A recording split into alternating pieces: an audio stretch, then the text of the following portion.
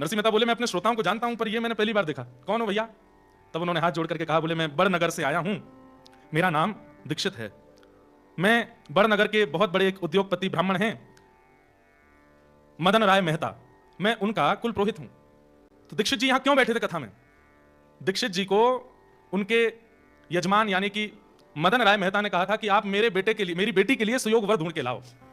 तो दीक्षित जी ने कहा कि हमारे गुजरात में जूनागढ़ है, वहां बहुत ब्राह्मण रहते हैं, मैं जूनागढ़ जाता हूं, वहां से कोई ब्राह्मण बालक देख के लाऊंगा आपकी पुत्री के लिए। क्योंकि मदन राय मेहता जो थे उस जमाने में 10 लाख की संपत्ति के स्वामी थे, बहुत बड़े आदमी थे, और उनकी पुत्री ब्राह्मणी, उसके लिए एरा गैरा कोई हो नहीं सकता था।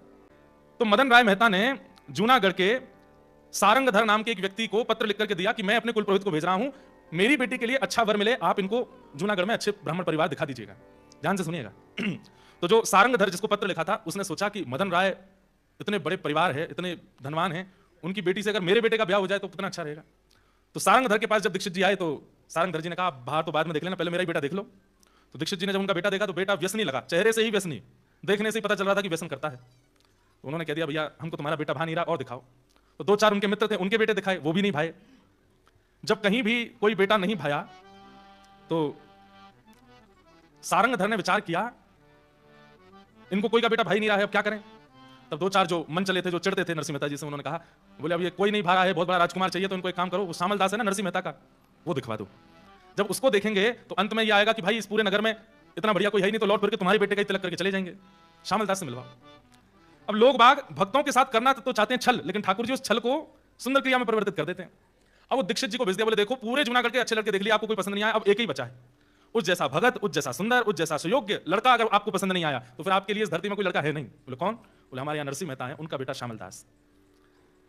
आहा, दीक्षित जी इसीलिए कथा में बैठे थे।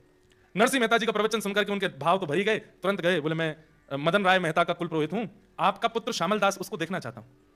नरसिंह मेहता बोले क्या देखना चाहिए बेटा? यही है मेरा पुत्र।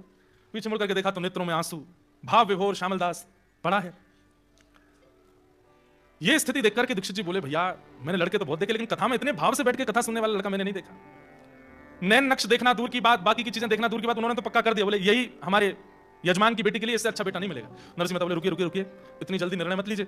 शास्त्र क्या करते हैं कि पुत्री के लिए वर देखने में 4 चीजों का ध्यान रखना चाहिए। पुत्री के लिए वर देखने में 4 चीजों का ध्यान, सबसे पहला कुल, कुल कैसा है। दूसरा देखना चाहिए शीलवान है कि नहीं, कहीं बहुत ज्यादा आडंबर वाले तो नहीं है, कहीं बहुत ज्यादा पाखंडी तो नहीं है, क्रोधी तो नहीं है, शीलवान होने चाहिए। और तीसरा होता है रूप, लड़का सुंदर होना चाहिए, अपनी पुत्री को हम ऐसे किसी को नहीं दे देंगे, उसका रूप सुंदर होना चाहिए। और अंतिम होता है धन, हमसे थोड़े धनवान ज्यादा होने चाहिए, वहीं अपनी पुत्री को भेजेंगे हम। पुत्री का विवाह सदैव अपने से उच्च खानदान में ही करना चाहिए, यह नियम है। पिता को इस धर्म का पालन करना चाहिए। नरसिंह मेहता ये बात दीक्षित जी से कह रहे हैं कि महाराज कुल, शील, रूप, धन ये सब देखना चाहिए। धन तो मेरे पास है नहीं, कुल मेरे पास कैसा है कि ब्राह्मणों ने मुझे नागर वंश से निकाल दिया, भैया ने मुझे घर से निकाल दिया, कुल भी मेरे पास नहीं है। रूप, अब रूप तो जैसा है बस चंदन फोटा लगाते हैं ऐसा ही रूप है, बचा कुछ एक शील ही है हमारे पास और कुछ नहीं है। दीक्षित जी बोले बस वही चाहिए और कुछ नहीं चाहिए, शीलता ही चाहिए। तुरंत नारियल निकाल करके शामल दास की गोद में रख दिया, तिलक कर दिया। बोले रोका हो गया तुम्हारे बेटे का।